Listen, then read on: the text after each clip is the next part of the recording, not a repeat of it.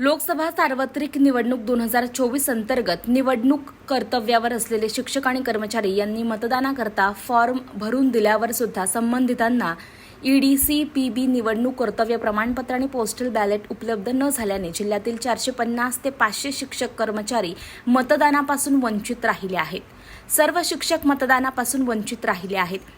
यांनी जिल्हाधिकारी यांना निवेदनाद्वारे आता विनंती केली आहे। संबंधितांना तात्काळ मतदानाकरता पोस्टल बॅलेट उपलब्ध करून देण्यात यावं, जेणेकरून लोकशाही व्यवस्थेत कुणीही मतदान या राष्ट्रीय कर्तव्य आणि अधिकारापासून वंचित राहू नये।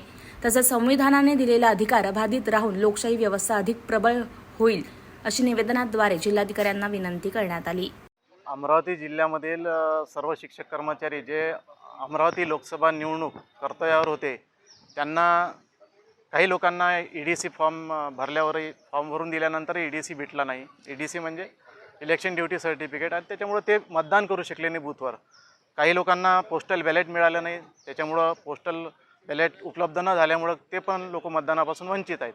असे जवळपास आज रोजी आम्ही जो ग्रुप केलेला आहे, त्या ग्रुपमध्ये जवळपास 500च्या वर शिक्षक असे आहेत की ज्यांनी पोस्टल बॅलेटने मतदान केलेलं नाही आहे आणि ईडीसीने मतदान केलेलं नाही आहे, परंतु त्यांनी ट्रेनिंगवर असताना त्यांचे 12 नंबर आणि 12A नंबरचा फॉर्म त्यांनी भरून दिलेला होता।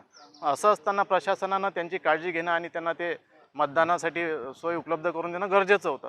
ते न करून दिल्यामुळं आम्ही सर्व शिक्षक आज या ठिकाणी जमलो आहेत, त्यामध्ये मी पण आहे। मी पण मतदानापासून वंचित आहे।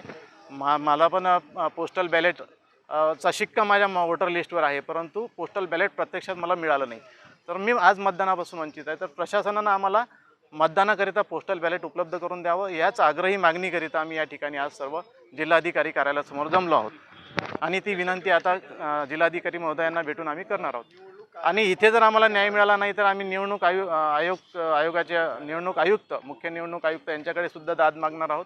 परंतु आम्हाला आमचा हक्क जो संविधानानं आम्हाला दिलेला आहे मतदानाचा, तो आम्ही मिळवून घेणारच आहोत।